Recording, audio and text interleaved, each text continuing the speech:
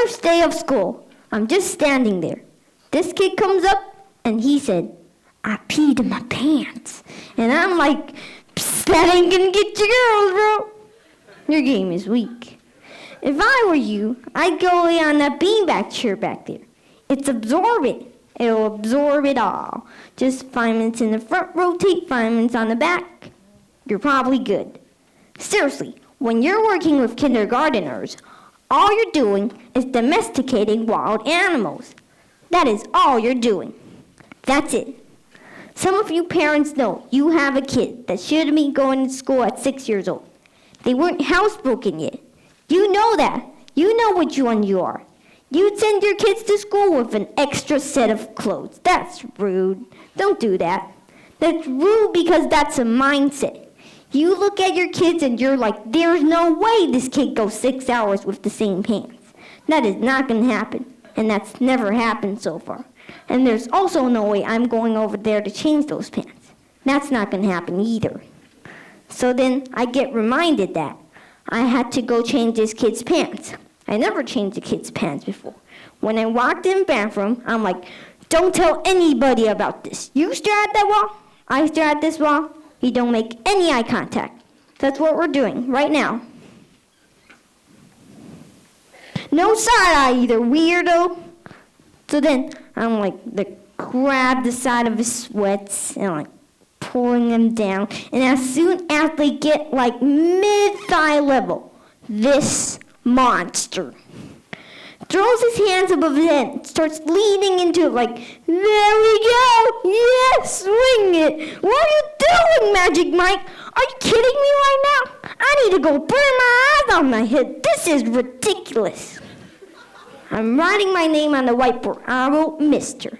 I got to the first letter of my first name, B. And this kid in the back of the room just goes, yo, what's up, Mr. Butt Nugget? Just screaming that at me. He screamed Butt Nugget at me in a room full of 6 years old. What am I going to close on? Because Butt Nuggets is hilarious, and you cannot discipline a kid while you're laughing. That doesn't happen. They know they beat you. I was at the whiteboard just trying to hold it together, just going, don't laugh, it shows weakness. These monsters feed on weakness. I was like, oh, okay. All right. Okay. Well, we do not talk like that in this classroom. And this kid just confidently leans back and goes, really? Why not?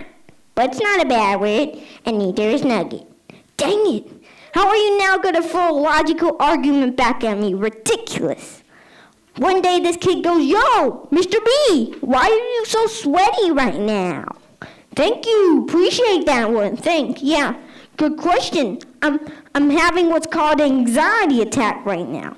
That's what's happening right now. Yeah. Then it dawned on me that students who challenge their teachers all the time need their teachers the most. That's when I decided to quit teaching, because this is the hardest job you'll ever love. Thank you. Asian parents. That stereotype of like Asian parents wanting their kids to be doctors, it's weird because it's true, right? I know because my parents are the same way. They just want us to be doctors. It was like this obsession. They just want us to be doctors.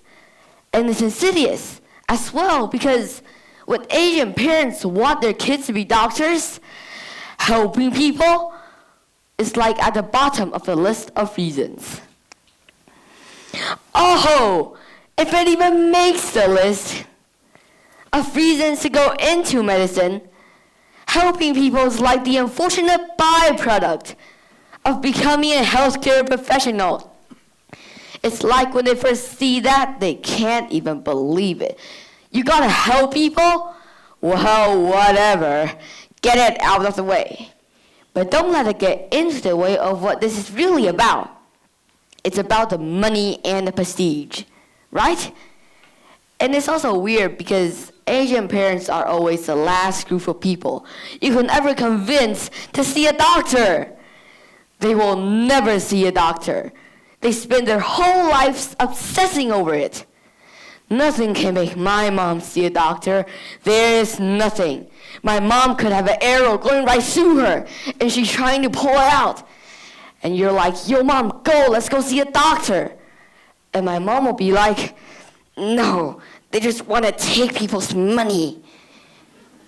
And you're like, then why do you want your kids to be doctors so badly? Because I want my kids to take other people's money. Obviously, the fact that you don't understand is the reason why you never became a doctor. Chinese people love money so much. We have a god of money, 财神爷. We pray him for more money. Every day we go, hey, god of money, give us more money. Even during Chinese New Year, the biggest holiday for Chinese people.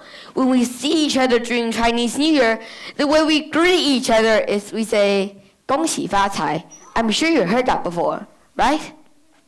恭喜发财, 恭喜发财. 恭喜发财 means hope you get rich.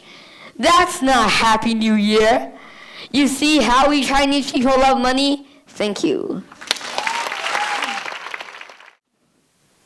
It's a funny thing about mothers and fathers.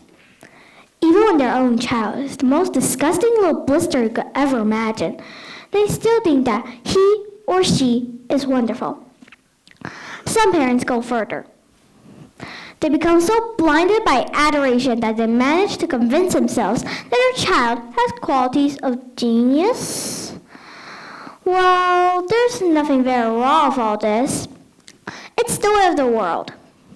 It is only when the parents began telling us about the brilliance of their own revolting offspring that we start to shout, "Bring us a basin! We're going to be sick!" School teachers suffer a good deal of having to listen to this sort of twaddle from proud parents. But they usually get their own back when the time comes to write the end of term reports. If I were a teacher, I'll cook up some real scorchers for children of doting parents. Your son Maximilian, I will write, is a total washout.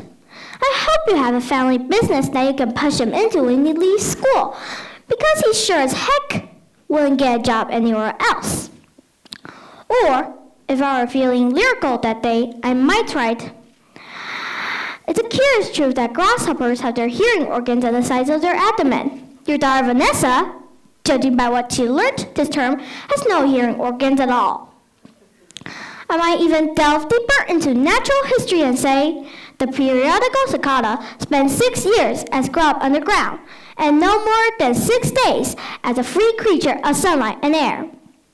Your son Wilfred has spent 6 years as grub at this school, and we're still waiting for him to emerge from the chrysalis. A particularly poisonous little girl might sting me into saying, Fiona has the same glacial beauty as an iceberg. But unlike the iceberg, she has absolutely nothing below the surface. I think I might enjoy writing the end of term reports. Thank you. Last October, we began the covered curriculum. It is a lot different than learning Go Kiwi, where we learn a word and use it in a sentence and then read it in a story. In covered, there are 3 subjects: science, social studies, and English language arts. In science, we learn how and why things work the way they do. For example, a force is a push or a pull that can cause an object to move or stop. In social studies, we learn about people and cultures. People in different countries do things differently than us, like how we behave, our beliefs, and traditions. English language arts is a special subject. We focus on who, what, why, where, when, and how. We learn characters in the story and try to understand why they behave the way they do and how they feel about it. In confusion, ESL is a great way to learn English. Covered is a great way to learn how to think in English. But learning both curriculums is how students really shines. Thank you.